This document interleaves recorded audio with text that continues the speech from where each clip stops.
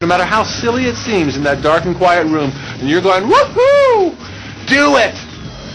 A lot of people will say, come on, do I have to do that? How bad do you want change?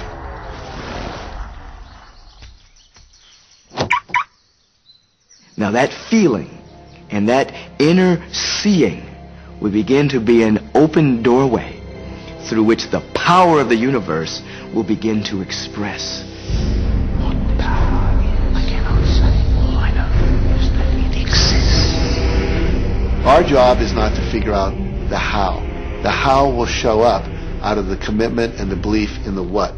The hows are the domain of the universe. It always knows the shortest, quickest, fastest, most harmonious way between you and your dream. If you turn it over to the universe, you will be surprised and dazzled by what is delivered to you.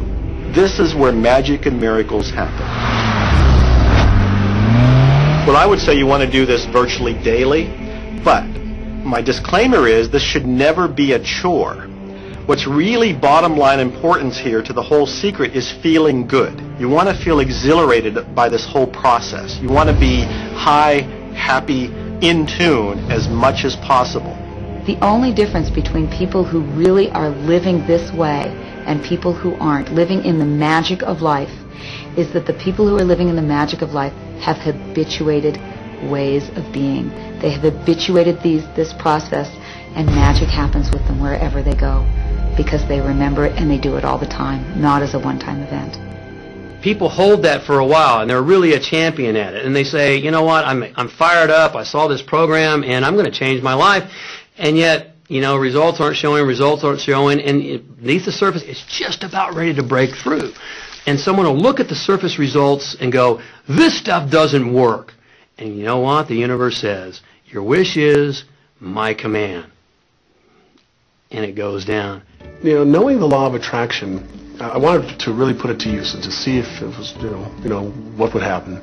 And in 1995, I started to create something called a vision board, where I take something that I would want to achieve, or something that I want to attract, like a car or a watch or the soulmate of my dreams, and I put a picture of what I wanted up on this board called the vision board.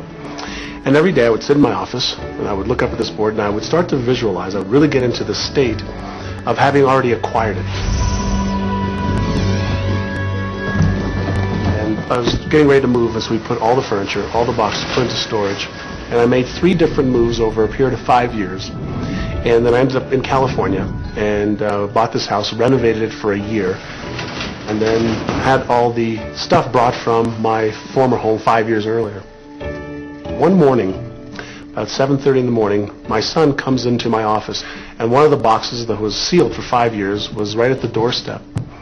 And my son, Keenan, was sitting on the box, banging away at the box, and I said, sweetheart, will you please stop me? I'm doing some work here. And he says, what's in the boxes, Daddy? And I said, well, honey, those are my vision boards. What's a vision board? I said, well, it's where I put all my goals up. I cut them out and I put all my goals up as something that I want to achieve in my life. And of course, at 5.5 years old, he didn't understand it. So I said, sweetie, let me just show you, because that'll be the easiest way to do it. And so I cut the box open. And when I pulled up the vision boards, there was a picture on there of a home that I was visualizing 5 years earlier. And what was shocking to me was we were living in that house, not a house like it. I had bought my dream home, renovated it, and didn't even know it. But I looked at that house, I started to cry because I was just blown away. Why are you crying? Honey, I finally understand how the law of attraction works. I finally understand the power of visualization. I finally understand everything that I've read, everything that I've worked with my whole life, the way I've built companies. It worked for my home as well. And I bought our dream home and didn't even know it.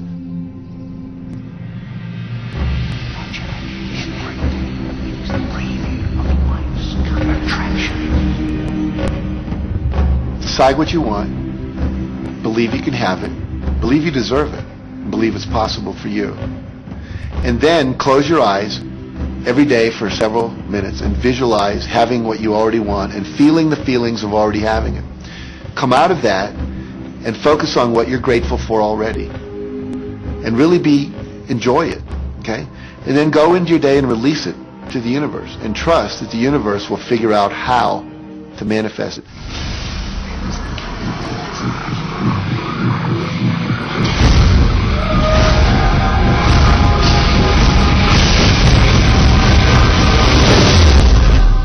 The Secret was definitely a real transformation for me because I grew up in a family where my dad was very negative, thought that rich people were people that had ripped everyone off, thought that anyone who had money, must have deceived somebody. And so I grew up with a lot of beliefs about money, that if you had it, it made you bad. Only evil people have money. And, money doesn't grow on trees. That was a big one. Who do you think I am, Rockefeller? That was one of his favorite phrases. So I grew up truly believing that life was difficult, that it was hard, you had to struggle. And it was only when I met W. Clement Stone that I literally began to shift my life. What in the mind of man can conceive and achieve? When I was working with Stone, he said, I want you to set a goal that's so big that if you achieved it, it would blow your mind. And you would know it's only because of what I've taught you that you would have achieved this goal. Well, at the time, I was making about $8,000 a year. And for some reason, I wanted something that was really measurable. So I said, I want to make $100,000 in a year. Now, I had no idea how I could do that. I saw no strategy, no possibility, but I just said, I'm going to declare that, I'm going to believe it, I'm going to act as if it's true, and release it. And so I did that. And one of the things he taught me was every day to close your eyes and visualize the goal as if it's already achieved. And I had actually made a $100,000 bill that I put on the ceiling. So the first thing I'd see when I woke up, I'd look up and there it was, and it would remind me that this was my intention.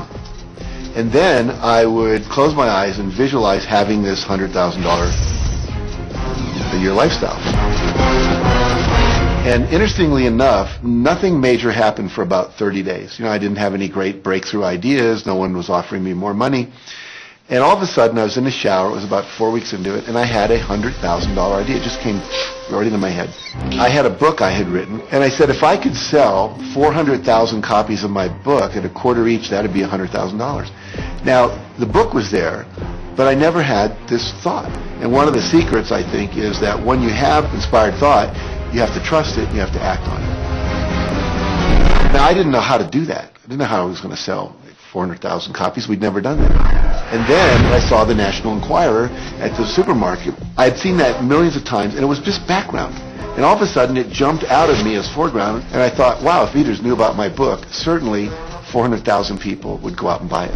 And about 6 weeks later, I gave a talk at Hunter College in New York to 600 teachers, and this lady comes up at the end and she says, that was a great talk. I'd like to interview you.